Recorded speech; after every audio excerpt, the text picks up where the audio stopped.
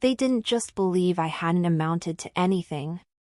That night, they made sure the entire table understood it too. It was my brother's engagement dinner, and from the moment I sat down, I knew exactly where I stood. Not beside him. Not across from him. Slightly off to the side, close enough to be seen, far enough to be dismissed. I rested my hands in my lap, napkin folded neatly over my knees, while my father spoke about my in-between years like they were an anecdote meant to entertain strangers. He laughed while saying it. Not a nervous laugh. Not an uncomfortable one. The kind that invites others to join in. My brother smiled into his glass, satisfied. My mother nodded along, her expression calm, approving, as if this version of my life had already been agreed upon and simply needed repeating. I didn't interrupt. I didn't defend myself. I didn't correct anything. I'd learned that pushing back only made them more confident they were right. Across the table, my brother's fiancée leaned slightly forward. Her voice was soft, almost careful. "Wait," she murmured. "You're the..." She stopped. The air shifted. Conversation stalled mid-motion. Even my mother went still, her smile faltering just enough to notice. Please subscribe to the channel and hit the bell icon so you never miss a moment like this. Your like and share can carry this story to someone who needs hope, healing, or strength today. Red heart. Because in that moment, the silence changed everything. My name is Alara Whitmore, and in my family, names only mattered when they came attached to something impressive. Executive. Partner. Founder. Owner. Anything that sounded secure, respectable, easy to explain to outsiders. My name didn't come with a title they could polish. It hovered at the edges of conversations, acknowledged only when someone needed a comparison. The restaurant was downtown, tucked into a renovated building with dark wood walls and low lighting designed to flatter everyone inside. Crisp white tablecloths. Heavy cutlery. A server refilling glasses before anyone had to ask. My parents loved places like this. They believed the room itself said more about success than anything a person could explain. I was seated 2 chairs away from my brother, close enough to hear every private joke, far enough to be excluded from the center of attention. He looked comfortable, relaxed, already settling into the role of future provider, future authority. People leaned toward him when they spoke. Laughed a little longer at his stories. My parents watched him with the same expression they'd worn my entire life, relief layered over pride. No one asked how I was. Not genuinely. When someone glanced my way, my mother stepped in smoothly before I could speak. "Alara's still finding her direction," she said kindly, like she was smoothing a crease only she could see. My father added something about patience. About how not everyone thrives under real pressure. They smiled as if they were being generous. I lowered my gaze to the table instead, the steady flicker of the candle, the faint scent of pepper and seared meat, the muted hum of conversations bleeding in from the main dining room. Small details anchored me. I'd learned that if I stayed quiet long enough, people spoke as if I wasn't there. My brother's fiancée sat across from me. She wasn't loud. She didn't dominate the conversation. She watched. When my parents talked, she listened without interrupting. When my brother described his work, she asked questions that slowed him down, made him explain instead of perform. Her attention moved carefully, following tone more than words. At one point, my father joked about how unconventional my path had been. The table laughed politely.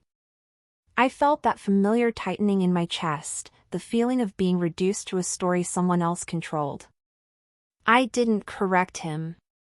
I didn't defend myself. Silence had become instinct.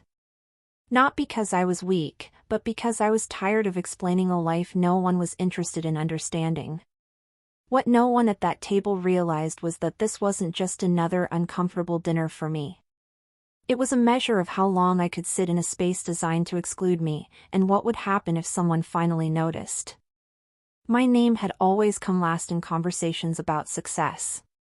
Not announced. Not celebrated. Added like a footnote no one expected to read. That night wasn't new. It was just louder. As my brother spoke about future plans, my parents leaned closer, nodding at every sentence. My father embellished details, turning ordinary milestones into something heroic. My mother smiled the way she always did when she believed she was presenting the perfect family. Every so often, one of them glanced in my direction just long enough to remind me I was still part of the picture. Barely. Their voices pulled me backward.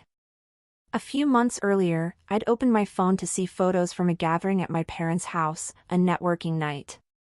Drinks by the pool. People in tailored jackets laughing under string lights.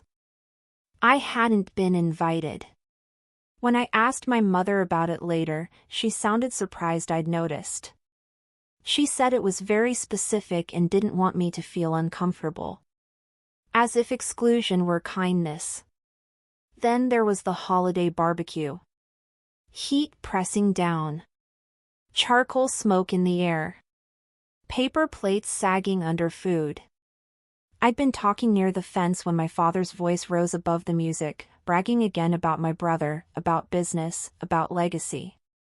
Then he laughed and mentioned me, not with pride, but amusement. People smiled awkwardly. Someone touched my arm like I'd lost something important. Back at the dinner table, my brother lifted his glass and made a comment about how not everyone follows the traditional path. Casual. Observational. His eyes flicked toward me anyway. A line drawn. I felt the pressure behind my ribs, the urge to speak, to say something sharp enough to stop it. Instead, I took a slow breath and folded my hands tighter. Reacting only gave them more control. Silence, at least, belonged to me. The worst part wasn't the jokes. It was the offers. A week before the dinner, my brother had called, voice softened with concern. Asked if I needed help finding something appropriate to wear. Said he didn't want me to feel out of place. The message was clear. I was the variable that needed managing. At the table, my mother leaned toward his fiancée and spoke about my future like it was an unresolved inconvenience. Stability. Security. How someone might take care of me one day. Her hand rested lightly on my shoulder. Not heavy. Not comforting. Possessive. That was when something shifted.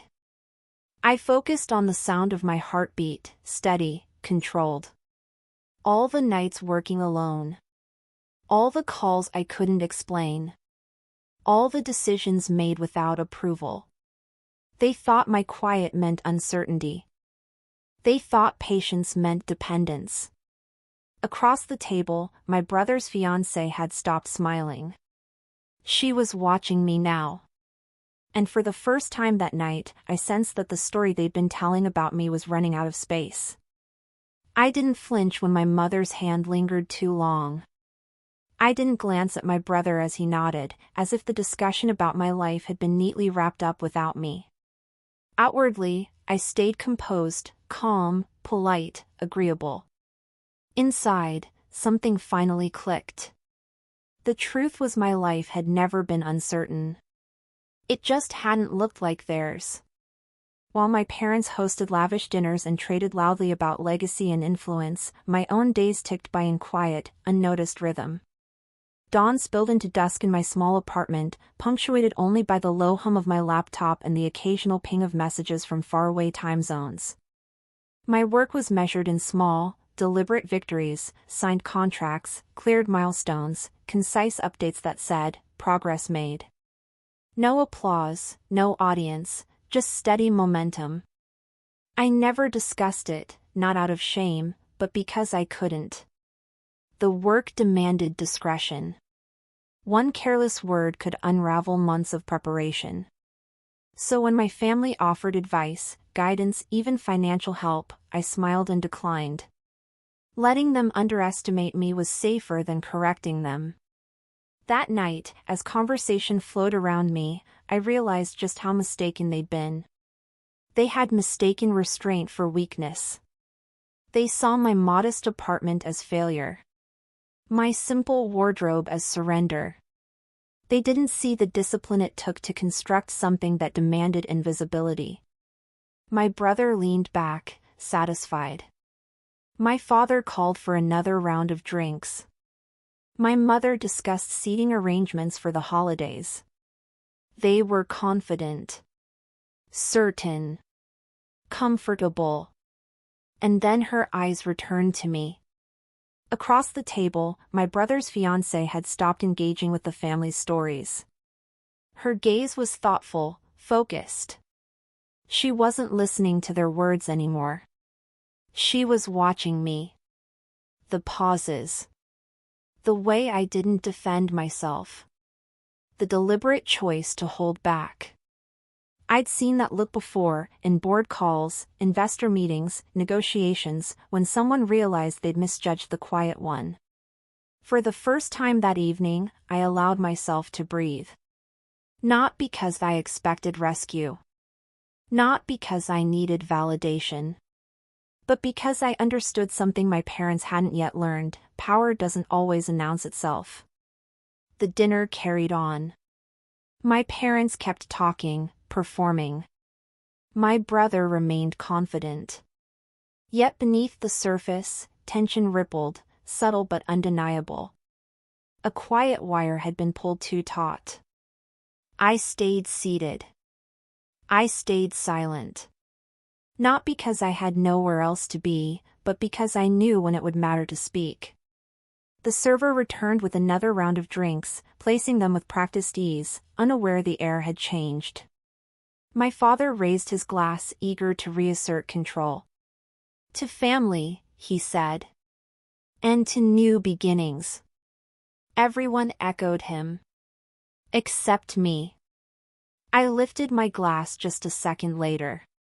Not to defy. Not to prove a point. Just enough to remain present. My brother launched into another story about expansion plans, bigger offices, bigger budgets, bigger influence. He spoke with the certainty of someone never questioned. My parents filled in gaps for him, polishing each sentence until it gleamed. Then my father gestured toward me.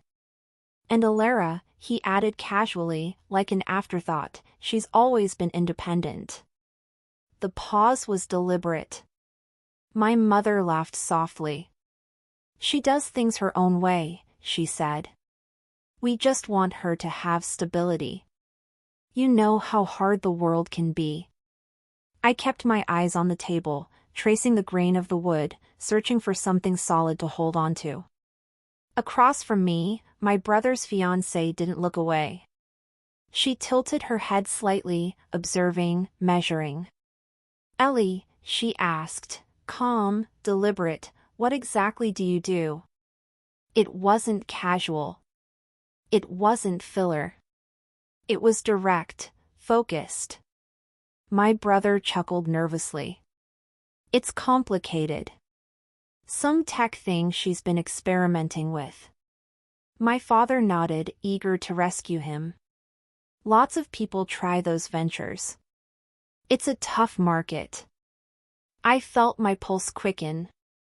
Still, I said nothing. She didn't smile. She leaned in slightly, voice low, intentional. Is it logistics related?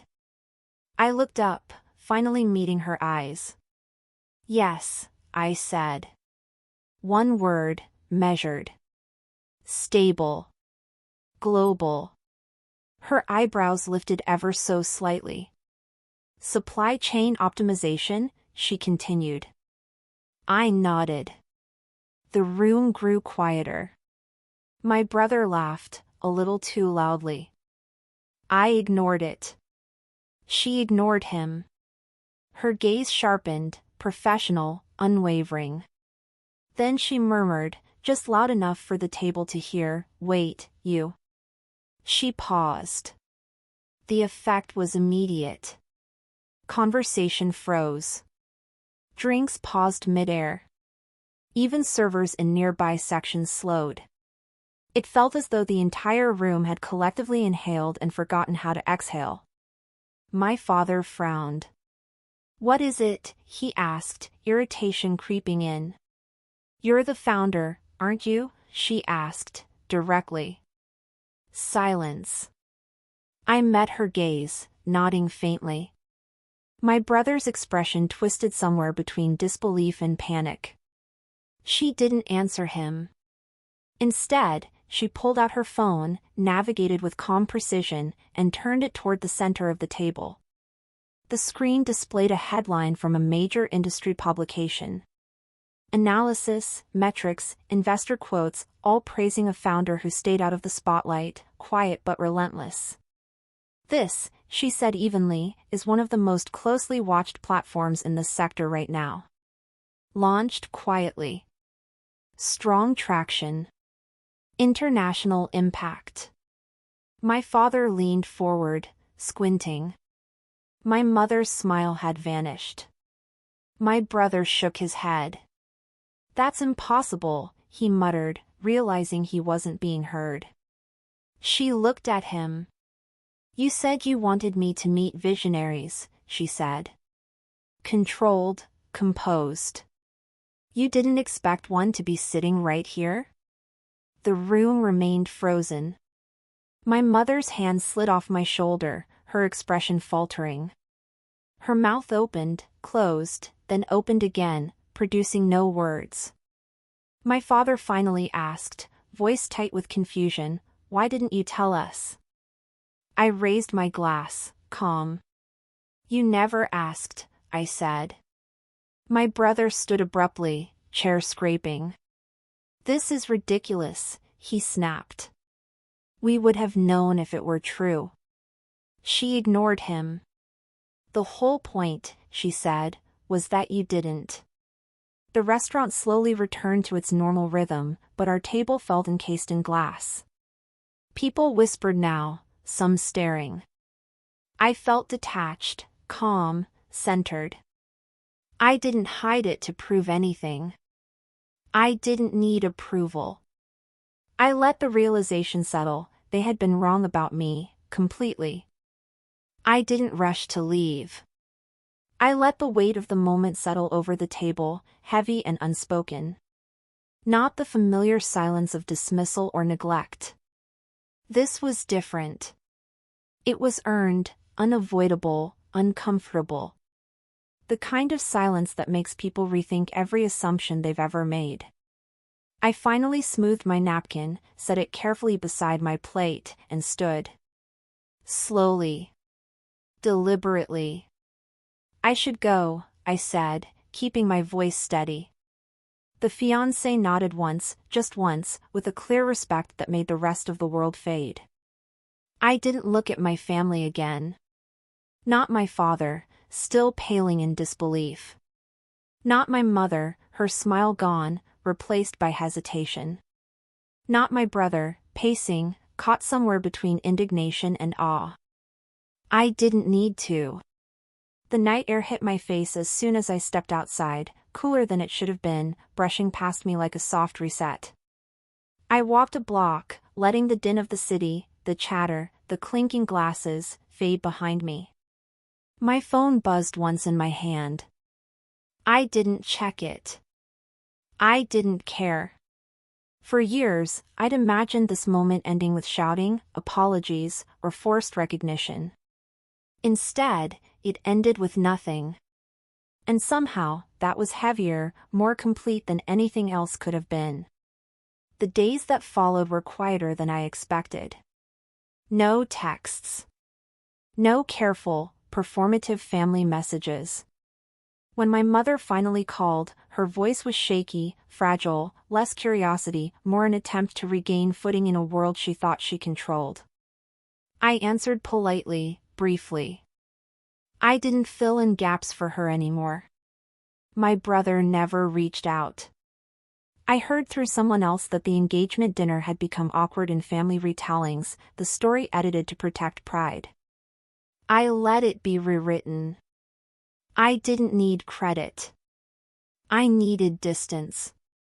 And that distance felt lighter than anything I'd imagined. My work continued. Calls, negotiations, progress. Nothing had changed there. What had changed was the quiet inside me, the constant bracing, the urge to prove myself to people who had already decided who I was. I realized then that resolution doesn't always look like reconciliation. Sometimes, it looks like clarity. Like understanding where you end and other people's opinions begin.